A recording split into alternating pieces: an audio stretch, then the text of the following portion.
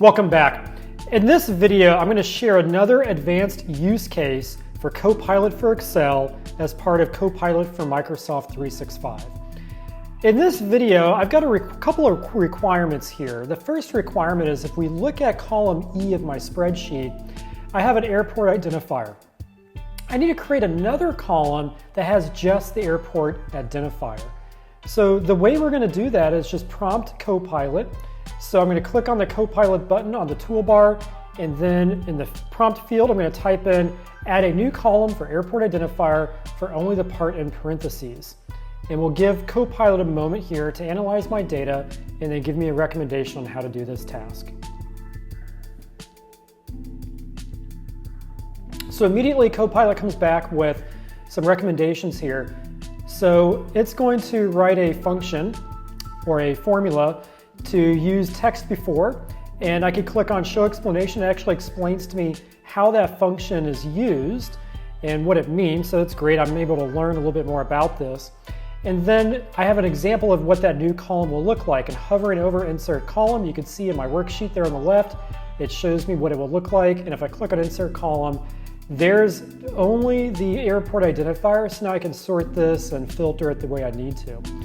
But now I have a second requirement.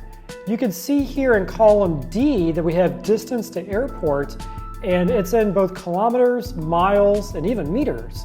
So my next requirement is to convert all of that to just miles. So how do I do that? Well, I'm going to prompt Copilot here with a new prompt of convert the distances to miles and send that to Copilot.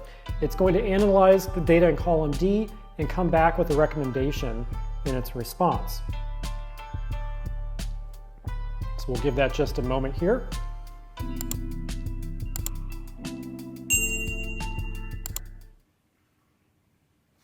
Okay, and we can see in the response that it's going to use the if function, and it's quite a long function along with search and some other things here.